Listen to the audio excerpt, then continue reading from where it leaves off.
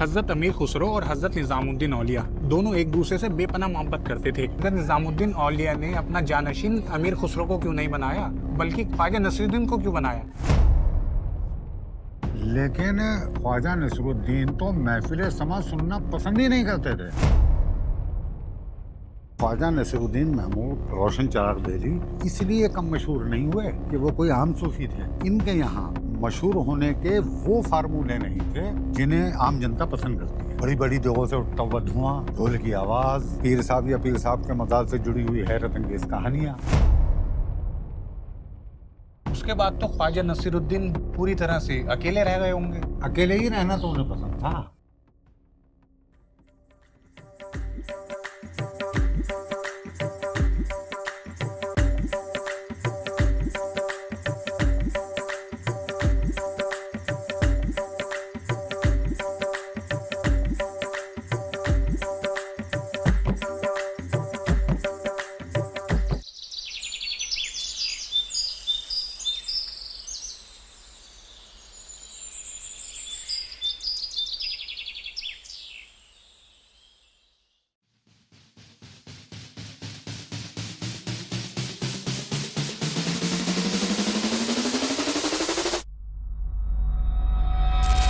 सलाम, नमस्ते, सत श्री अकाल दोस्तों।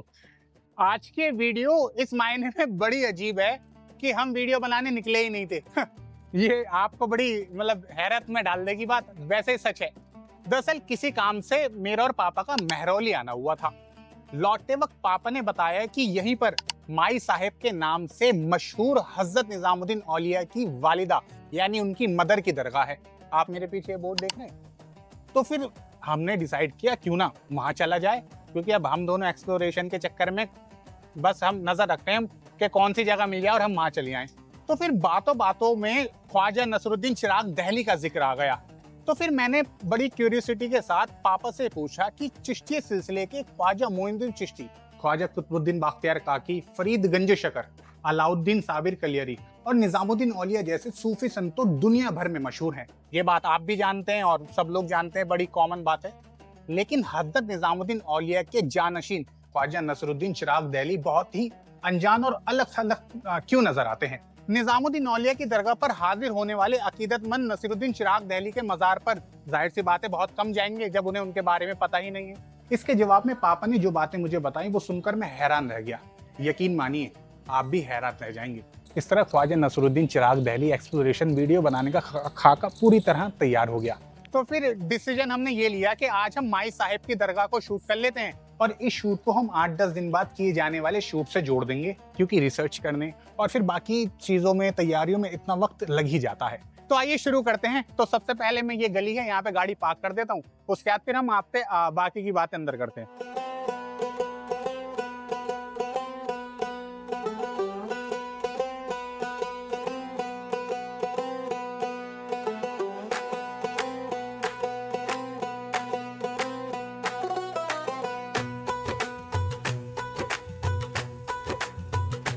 बीबी जुलेखा, जिन्हें दुनिया आज माई साहिबा के नाम से जानती है, उज्बेकिस्तान के बुखारा में अपने शौहर सैयद अब्दुल्ला बिन अहमद हुसैनी के साथ रहती थी। यह जमाना लगभग 13वीं सदी की शुरुआत का था, जबकि बगदाद और आसपास मंगोलों ने हमले शुरू कर दिए थे।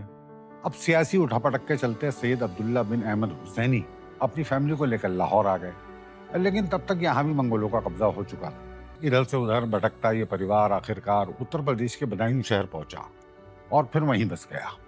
बीबी जुलेखा के नसीब में शायद सुकून नहीं था। उनकी फैमिली अभी बदायूं में सही से सेट भी नहीं हो पाई थी कि सैयद अब्दुल्ला बिन अहमद हुसैनी का इंतकाल हो गया।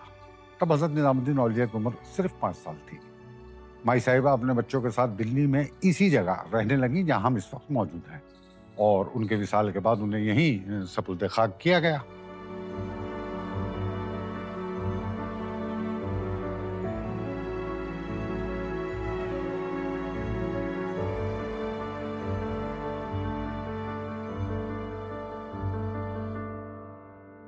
चलिए अब हजरत निजामुद्दीन औलिया की दरगाह पे चलते हैं। हाँ चलिए, लेकिन चिराग दिल्ली चलते हैं ना, क्योंकि हमारी आज की वीडियो के असली हीरो तो नसरुद्दीन चिराग दहली है ना। नहीं, वो ठीक है आपकी बात, लेकिन मैं चाहता हूँ कि कहानी का फ्लो बना रहे या कहानी फ्लो में चले, अच्छा, ताकि आपके व्यूवर्स अच्छे से इस बात को समझ सकें कि ख्वाजा मोइनुद्दीन चिश्ती, ख्वाजा कुतुबुद्दीन बख्तियार काकी, बाबा फरीद गंज शकल और खुद महबूब इलाही हजरत निजामुद्दीन औलिया का जानशीन और एक कामिल सूफी आम आवाम जो आम जनता है, तो बिल्कुल उससे आम जनता उससे अनजान क्यों है, वो अलग थलग क्यों पड़ा हुआ है, वो कम मशहूर क्यों है? यानी हम पहले यहाँ से हज़रत निज़ामुद्दीन औलिया की दरगाह पर जाएंगे और फिर वहाँ से ख्वाजा नसीरुद्दीन चिराग दहली के मज़ार पर। जी बिल्कुल, कहने का फ्लो यही है। तो चलिए दोस्तों, हम आपसे मिलते हैं हज़रत निज़ामुद्दीन औलिया की दरगाह पर, जिन्हें महबूब इलाही भी कहा जाता है। हालांकि ये शूट हम 4-5 दिन के बाद करेंगे, लेकिन उस चीज़ को इसी में जोड़ देंगे। तो आपसे फिर मिलते हैं। आइए चलिए।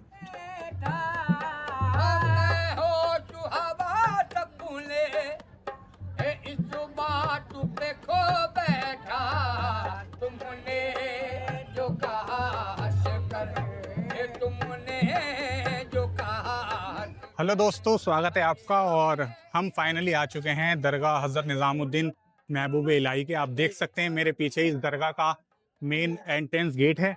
आसपास तमाम अगरबत्ती, फूल, चादर की दुकानें और लगातार आवाज़ें आ रही हैं, यहाँ ले लो, यहाँ उतरे फूल ले लो, यहाँ पे चप्पलें उतार दो। बड़ा रश वाला इलाका रहता है। जैसा हमने आपको बताया कि इस दरगाह में चिश्ती सिलसिले की ये जो दरगाह है हज़रत निज़ामुद्दीन महबूब इलाही, यहाँ पे बहुत भीड़ रहती है। और आज हम आपको यही चीज़ दिखाएंगे। तो चलिए हम लोग एंट्री करते हैं। अच्छा हाँ, आज तीसरा ही दिन है। हमने सारे काम जितने भी था, प्री प्रोडक्शन के काम और जितना भी डिस्कशन था, मैंने और पापा ने 3 दिन के अंदर ही निपटा लिया। आज तीसरे दिन हमारा शूट है, क्योंकि हम आज की वीडियो के लिए बहुत ज़्यादा एक्साइटेड हैं। तो चलिए अब आपसे अंदर ही मुलाकात करता हूँ।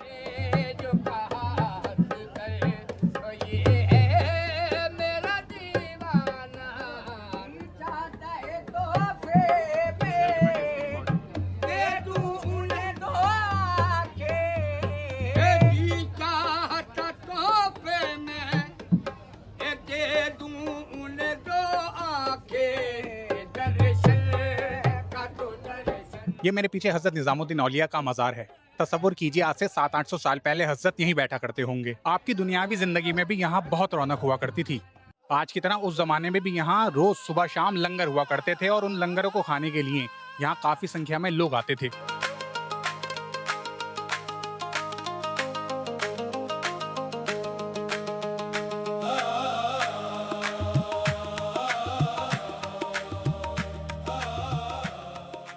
ये वो जमाना भी था कि जब राजों महाराजाओं को पावत का बहुत डर रहता था। वो ऐसे लोगों को बिल्कुल भी पसंद नहीं करते थे जहां भीड़ जमा होती है। इन सब के बावजूद हजरत ने ना तो यहाँ कभी लंगर बंद किया और ना ही किसी सुल्तान की खुशामद की। यहाँ तक के बहुत बार बुलाने के बावजूद भी आप किसी सुल्तान के दरबार में नहीं गए। तो पापा, ऐसे में बादशाहों ने यानी दिल्ली के सुल्तानों ने कोई सख्ती नहीं की? मेरा मतलब वो तो जबरदस्ती भी कर सकते थे। आपकी बात बिल्कुल सही है, लेकिन ऐसा मेरा ख्याल है अच्छा। कि हजरत अमीर खुसरो एक बहुत बड़े आलिम और फाजिल इंसान थे और सुल्तानों के दरबार तक उनकी पहुंच भी थी। शायद वो सुल्तानों को ये यकीन दिलाने में कामयाब रहे हों कि यहाँ खानका में कोई पॉलिटिकल या राजनीतिक एक्टिविटी नहीं है। हाँ, आपकी बात में लॉजिक तो है, ये मैं मान सकता हूँ। और ऐसा हो भी सकता है कि उस जमाने में हजरत निजामुद्दीन औलिया और दिल्ली के सुल्तानों के बीच में बैलेंस बनाए रखने में हजरत अमीर खुसरो का एक की पर्सनैलिटी का एक इम्पोर्टेंट रोल रहा हो। जी, आपकी बात में दम है, क्योंकि हजरत अमीर खुसरो अपने इल्म की वजह से सुल्तानों के खास जो है वो दरबारी थे और मुर्शिद से अपनी मोहब्बत के चलते हजरत निजामुद्दीन औलिया के चहीते मुरीद। तो चलिए उस इल्म और मोहब्बत के शाहकार को हम भी सलाम कर लें। बेशक, बिल्कुल, चलें। बहुत अच्छी बात है।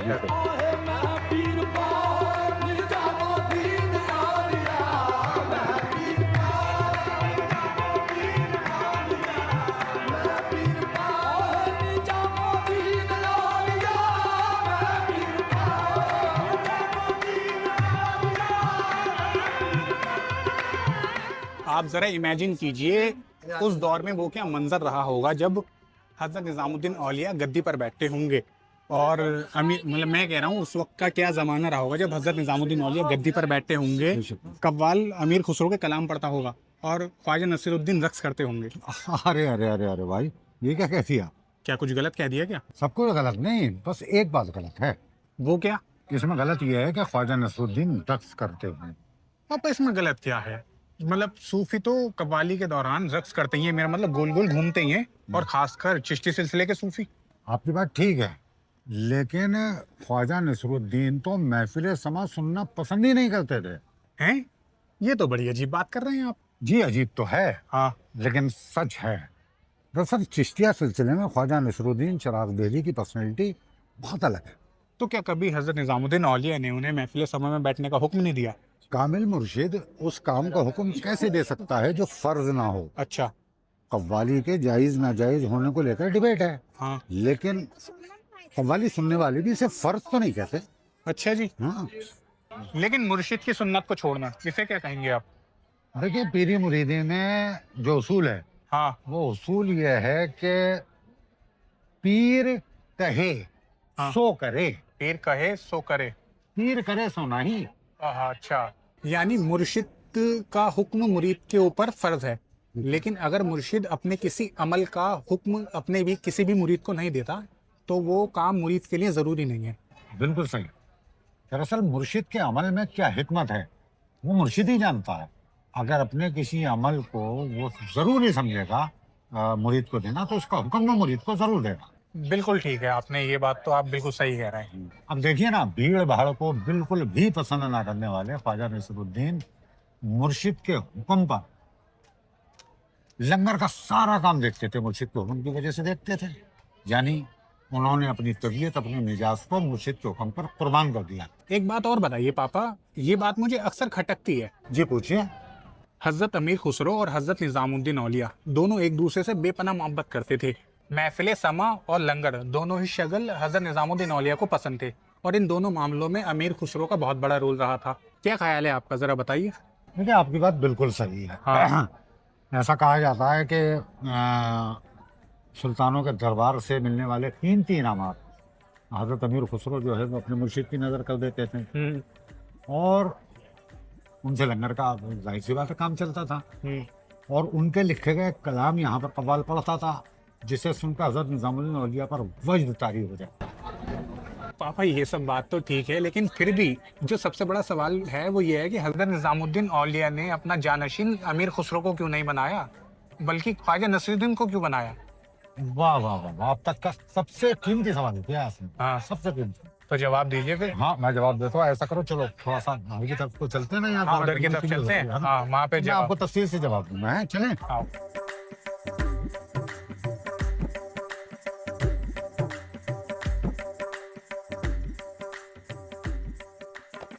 पापा किस्सा तो सुनाइए वो। अरे यार यहाँ भीड़ हो रही है, कहीं खड़े होने तक की तो जगह है नहीं यार। और भीड़ तो है, क्योंकि देख रहे हो आप कितनी भीड़ है। सबसे ज्यादा अफसोस की बात ये यार, अपना काम आप निकाल लेते हो और मुझे ना सुबह से आपने लगा रखा और चाय भी नहीं पूछी यार आपने। अरे भाई आपकी चाय तो, अब भाई एक काम करते हैं, यहाँ पे ना भीड़ बहुत ज्यादा है, तो बाहर चलते हैं, वहीं पे चाय भी पी लेंगे और किस्सा भी सुन लेंगे। हाँ मैं भी यही चाह रहा हूँ यार, थोड़ा सा गला तो तर हो यार। चलो आओ फिर, बाहर ही चल रहे हैं। चलो।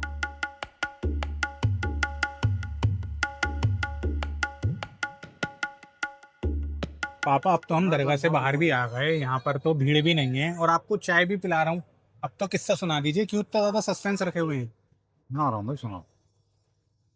देखिए हुआ यूं कि जब हजरत निजामुद्दीन औलिया को ये एहसास हुआ कि इससे दुनिया से रुखसती का वक्त जो है वो नजदीक आ गया है, तो आपने अपना जानशीन मुकर्रर करने का इरादा फरमाया। तो आपकी नजर में दो ही लोग थे। बस बस दो ही लोग? हाँ, एक ख्वाजा नसीरुद्दीन और एक हजरत अमीर खुसरो। दो लोग ऐसे कैसे? यहाँ पे तो हजारों लोग आते थे और आपके तो हजारों सैकड़ों मुरीद भी रहे होंगे। हाँ रहे होंगे, लेकिन वो बकौल किसी शायर के लोगों का एक हुजूम था मतलब के वास्ते। लोगों का एक हुजूम था मतलब के वास्ते, चाहे जो दिल से एक भी ऐसा नहीं मिला। तब तो ठीक है, फिर भी हजरत को दो तो मिल गए।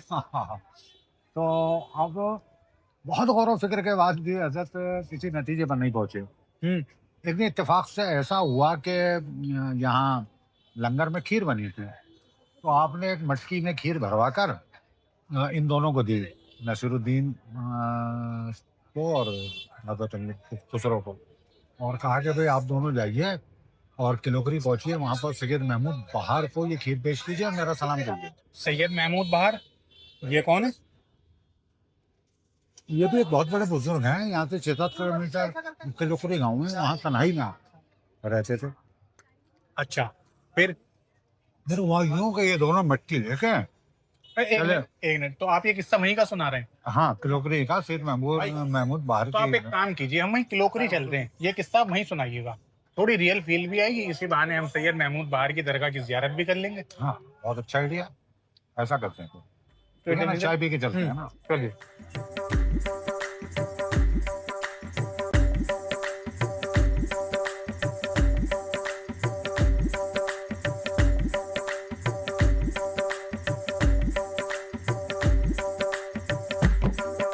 आज तो इस गांव में गांव जैसा कुछ भी नहीं है। घनी आबादी वाले इस इलाके के आसपास सराय काले खां, महारानी बाग, आश्रम और ओखला जैसी घनी बस्तियां। हम अपनी वीडियो की तीसरी और इम्पोर्टेंट लोकेशन पर आ चुके हैं, गांव किलोकरी में मौजूद सैयद महमूद बहार साहब की दरगाह पर। ये रही वो दरगाह, मैं आपको उसका सबसे पहले एंट्रेंस गेट दिखा देता हूँ। ये रहा मेन उसका एंट्रेंस गेट। अब तो यहाँ पर सब आबादी, घनी आबादी है, अपार्टमेंट्स, फ्लैट्स वगैरह सब बन गए, लेकिन किसी ज़माने में ये एक लोकरी गांव का जंगल हुआ करता होगा, आसपास कुछ नहीं होता होगा।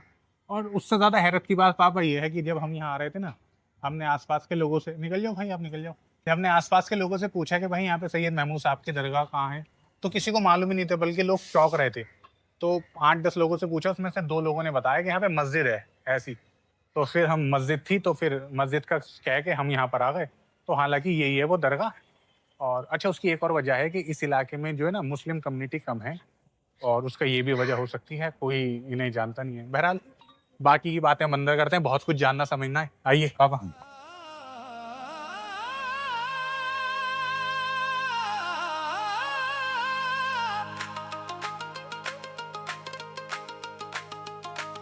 यहाँ पर एंट्री करने के बाद सबसे पहले जो हमें दिखता है ना, वो दिखता है मस्जिद का हिस्सा। यहाँ पर वजू खाना है। वजू खाने के बिल्कुल बगल में मेन मस्जिद का हिस्सा है, जहाँ पर इमाम साहब बैठते हैं, नमाज पढ़ाते हैं। मैं आपको थोड़ा सा ये दिखा देता हूँ।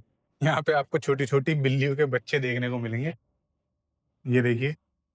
और वो हिस्सा है अंदर जहाँ पर इमाम साहब नमाज पढ़ाते हैं। बहरहाल ये तो हिस्सा हो गया। अब आ जाइए हम जो मेन आस्थाना शरीफ है या फिर मज़ार का जो हिस्सा है, वो ये गेट है। अच्छा आप बता दीजिए। हाँ, ये सैयद, ये आप लिखो, ये देखिए महमूद बहार रहमतुल्लाह अलैह लिखा हुआ है यहाँ पर। आइए चलते हैं। अंदर ये आस्थाना मुबारक है। ये देखिए, ये देखिए आप यहाँ पर। ये आ गया। नहीं, इधर की तरफ से। हाँ, ये देखें ना, पर्दे वगैरह लगा रखे। पर्दे लगा रहे हैं। इधर की तरफ से दादाजी बेटर आएगा, वो दिखाएंगे, है ना। तो हम सबसे पहले आप लोगों को जियारत करा देते हैं। तो ये पर्दा हटाने के बाद इंतज़ाम ज़रा सही है यहाँ पे। और ये जाली, लोहे की जाली का गेट हटाकर आप भी देखिए, ये जियारत आप कर लीजिए। और सब मतलब है यहाँ पर, चादर वगैरह रखी हुई हैं, और फूलों की पत्तियों को देखकर लगता है काफ़ी वक्त से यहाँ पे कोई आया नहीं फूल पेश करने, जिस हिसाब से सूखी हैं। और हमसे भी गलती हो गई, हमें लेके आना चाहिए थी, हमें लगा आसपास दुकान होगी। बहरहाल, तो ज़रा अब बताइए यहाँ क्या हुआ था। हुआ यूं कि दोनों पीर भाई बड़े अदब के साथ यहाँ हाजिर हुए। मुर्शिद का सलाम जो है दिया, और वो जो खीर लाए थे ना मटकी में, हाँ। वो खीर पेश की। ऐसा मशहूर है कि हजरत ने मटकी में ही हाथ डाल के जो है वो खीर खानी शुरू कर दी। अब वो हाथ से खीर खा रहे थे तो जाहिर है मुंह से कुछ टपक के मटकी में ही गिर रही थी। बिल्कुल। और खीर खाने के बाद जितनी खा सकते थे खा ली, बाकी बची हुई खीर अमीर खुसरो की तरफ को बढ़ा दी। अमीर खुसरो जो बहुत ही नाजुक और नफीस आदमी थे, हाँ। उनकी झिझक को महसूस करते हुए मियाँ साहब ने वो खीर की मटकी ख्वाजा नसीरुद्दीन की तरफ को बढ़ा दी। अब ख्वाजा नसीरुद्दीन ने बुजुर्ग का तबर्रुक समझ के वो बड़े शौक से सारी खीर खा ली। फिर क्या हुआ? फिर दोनों यहाँ से अपने खानका शरीफ वापस लौटे और हजरत निजामुद्दीन औलिया को सारा किस्सा बताया। सुनते ही हजरत निजामुद्दीन औलिया ने एक गहरी सांस ली और फरमाया, निजाम चाहे खुसरो को, अल्लाह चाहे नसरो को। क्या हजरत निजामुद्दीन उर्दू बोलते थे? नहीं, ऐसा नहीं है। उन्होंने तो जो भी कहा होगा फारसी जुबान में ही कहा होगा, लेकिन बाद में भाई लोगों ने नमक मिर्च लगा के काफिया रदीफ सेट करके बात आगे बढ़ा दी होगी।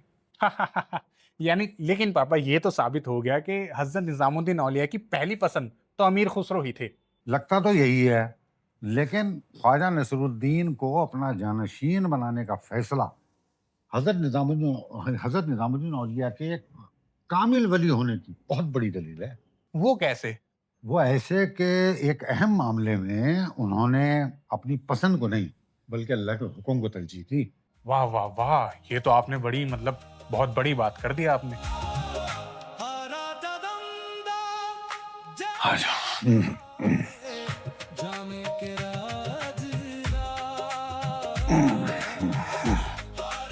उसके बाद क्या हुआ पापा? आपने ख्वाजा नसीरुद्दीन को अपना जानशीन बनाया, तमाम तबर्रुकात जो होते हैं वो सब उनको अता किए और रोशन चिराग दिल्ली के खिताब से नवाजा। इस ऐलान के कुछ दिनों के बाद हजरत निजामुद्दीन औलिया का विसाल हो गया। ये सन 1325 के आसपास की बात है। अच्छा। हाँ, अब मुर्शिद से बिछड़ने का गम हजरत अमीर खुसरो को बर्दाश्त नहीं हुआ और ठीक 6 महीने बाद वो भी इस दुनिया से रुखसत हो गए। उसके बाद तो ख्वाजा नसीरुद्दीन पूरी तरह से अकेले रह गए होंगे। अकेले ही रहना तो उन्हें पसंद था, अच्छा। लेकिन हजरत के विसाल के बाद यानी निजामुद्दीन औलिया के विसाल के बाद भी बहुत भीड़ आती जाती थी वहाँ पर। तो आपका दिल नहीं लगा, आप चले आए और आपने कुछ दिन तो यहीं गुजारे, यहीं क्लोकरी में, ठीक है ना, जाम है, जाम है। जाम है। उसके बाद आप चले गए वही वीरान जगह, वहीं खानका बनाई जिसे आज चिराग दिल्ली के नाम से जाना जाता है। तो वो भी उस टाइम में जंगल ही होती होगी, आप जैसा कह रहे हैं वीरान जगह है। जी जी, बस बल्कि जगह का नाम भी कुछ नहीं था, देखिए ना, आप ही के नाम पर वो जगह का नाम पड़ा चिराग दिल्ली। हजरत निजामुद्दीन औलिया भी जहाँ रहते तो उस जगह का भी कोई नाम थोड़ी था। अच्छा। इसीलिए तो आप कहते हैं उस जगह को निजामुद्दीन, पूरे इलाके को ही निजामुद्दीन कहते हैं, हाँ। खाली निजामुद्दीन की दरगाह नहीं, वो पूरा इलाका। तो ऐसे ही ये चिराग दिल्ली कहलाता।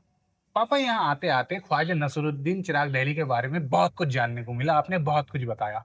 लेकिन अभी भी मेरा जो बुनियादी सवाल है, शुरुआती सवाल जिसकी वजह से हमारी ये वीडियो शुरू हुई, कि इतने कामिल मुर्शिद ख्वाजा निजामुद्दीन महबूब इलाही के जानशीन ख्वाजा नसरुद्दीन चिराग दिल्ली इतने कम मशहूर क्यों है, इतने कम फेमस क्यों है, लोग उन्हें जानते क्यों नहीं है अब भी? ज्यादा लोगों ने क्यों नहीं? हाँ हाँ, यही है। ठीक है, देखिए ऐसा है, हमें चिराग दिल्ली तो जाना ही है, हाँ तो क्यों ना आगे की बात फिर हम वहीं करें, हाँ, ये भी सही रहेगा। है ना? चलिए, है ना, ऐसे करते हैं। ठीक। आइए।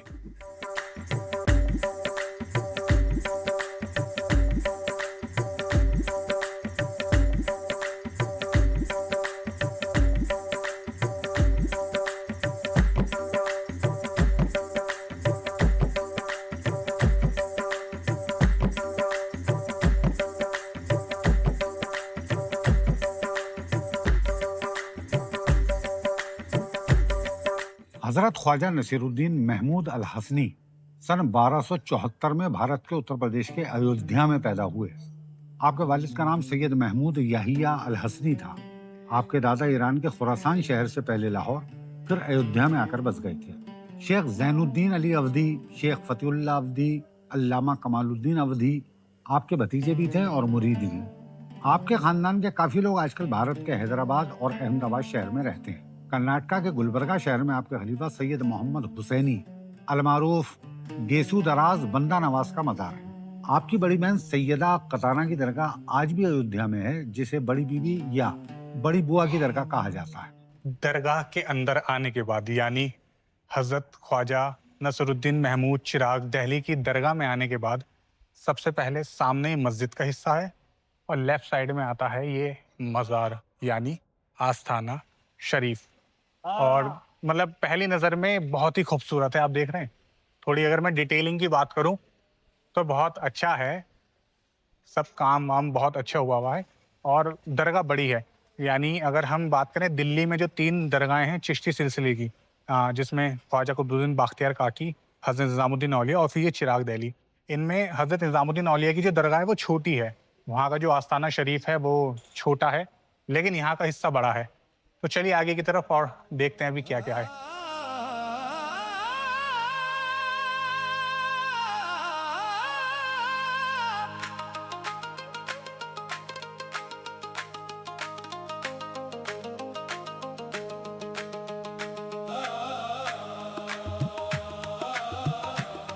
मैं इस वक्त मौजूद हूँ मेन आस्थाना शरीफ के अंदर और ये है, यहीं आराम फरमा रहे हैं ख्वाजा नसरुद्दीन चिराग महमूद दिल्ली, और जिन्हें रोशन चिराग के नाम से जाना जाता है।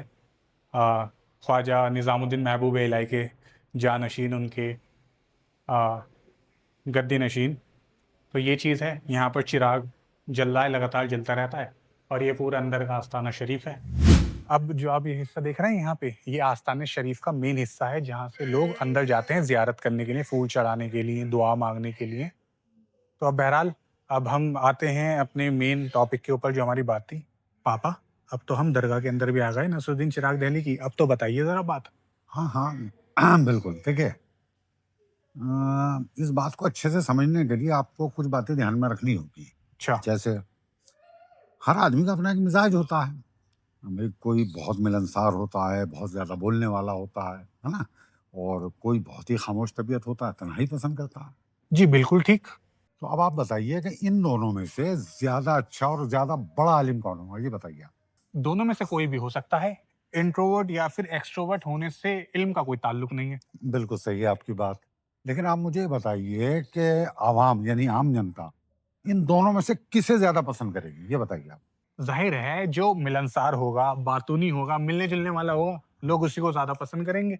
जी, तो बात निकल कर ये आई कि ख्वाजा नसीरुद्दीन महमूद रोशन चिराग दहली इसलिए कम मशहूर नहीं हुए कि वो कोई आम सूफ़ी थे, अच्छा। बल्कि इसलिए कि इनके यहाँ मशहूर होने के वो फार्मूले नहीं थे जिन्हें आम जनता पसंद करती है।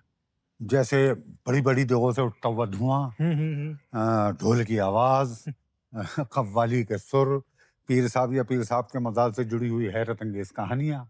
अच्छा जी। हुँ। यानी आप ये कहना चाह रहे हैं कि जहाँ पर ये सब होता है, वहाँ के बुजुर्गों ने खुद को मशहूर करने के लिए ये सब चीज़ें करी हैं? नहीं भाई नहीं, मैं ये नहीं कह रहा हूँ। मैं सिर्फ़ आपको इतना बता रहा हूँ और मैं बता चुका हूँ कि हर इंसान की एक्टिविटीज़ जो है ना, उसके मिजाज के मुताबिक होती नहीं, ये बात तो मैं आपकी एग्री करता हूँ। है ना? हाँ। आगे बैठो आप, देखो मैं बताता हूँ आपको। अच्छा, आइए ठीक है, बैठिए। बैठो आप आराम से।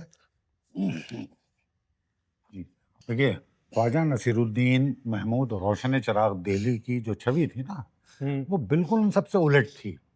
खामोशी, समा से दूरी, भीड़ से दूरी, तन्हाई पसंद करना। देखिए ना, यहाँ हजरत के उर्स के दिन के अलावा कभी कव्वाली होती ही नहीं है। अच्छा जी। आज भी नहीं होती। और उर्स के दिन भी इसलिए होती है कि यहाँ के जो जिम्मेदारान हैं, सज्जादगान हैं, ये उनकी मजबूरी है, क्योंकि वो अच्छे से जानते हैं कि मज़ार की, किसी भी मज़ार की जो रौनक है ना, उसमें भीड़ का बहुत बड़ा रोल होता है। एक और ख़ास बात, ऐसा नहीं है कि ख्वाजा नसीरुद्दीन महमूद चिराग दहली ये चाहते ही नहीं थे कि यहाँ पर लोग ना आएँ, वो तो चाहते थे। बकौल किसी शायर, कभी देख आकर ये वीरां फ़ज़ा, हाँ। कभी देख आकर ये वीरां फ़ज़ा, तू भी मेरी तन्हाई में शामिल हो। अब किसी की तन्हाई में शामिल होने वालों की जब तादाद ही बहुत कम हो, तो बताइए कोई क्या करे? मुझे लगता है कि अब आपको अपने सवाल का जवाब मिल गया होगा।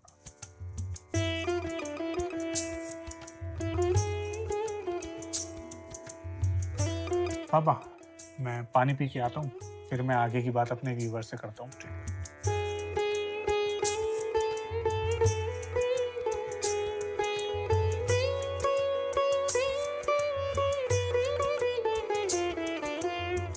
तो दोस्तों, माई साहिबा की दरगाह में बातचीत के दौरान इत्तफाक से पैदा हुए एक सवाल के जवाब की तलाश में हमने दरगाह हज़रत निज़ामुद्दीन औलिया, सैयद महमूद बहार का मज़ार और हज़रत ख्वाजा नसरुद्दीन चिराग दहली की दरगाह तक का सफ़र किया।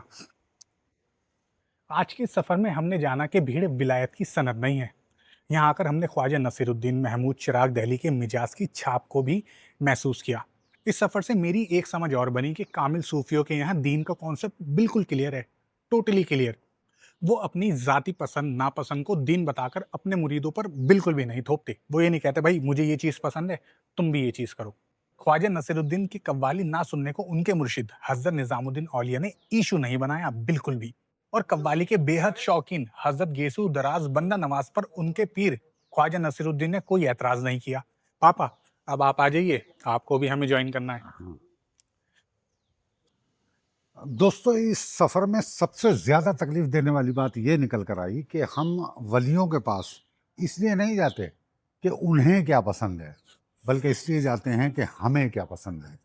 इसलिए नहीं जाते कि उन्हें हमसे क्या उम्मीद है, बल्कि इसलिए जाते हैं कि हमें उनसे क्या उम्मीद है। बिल्कुल सही बात। दोस्तों, आप कमेंट करके बताइए कि जो औलिया हमें अपने मालिक की रज़ा में राज़ी रहने की तालीम देते हैं या देते थे, उनकी खानकाहों पर, मज़ारों पर जाकर हमें क्या करना चाहिए। कभी ना खत्म होने वाली अपनी ख्वाहिशों का टोकरा वहां रखना चाहिए, या इस बात के लिए शर्मिंदा होना चाहिए कि हम अब तक अपनी ख्वाहिशों के गुलाम क्यों हैं। बिल्कुल, आपने आखिर में बहुत ही ज़्यादा कीमती बात कर दी।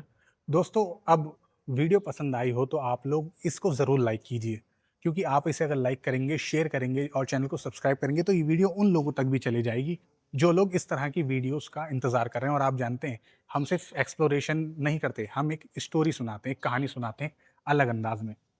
मैं हूँ मुसाफ़िर और ज़िंदगी का सफ़र अभी जारी है। अलविदा।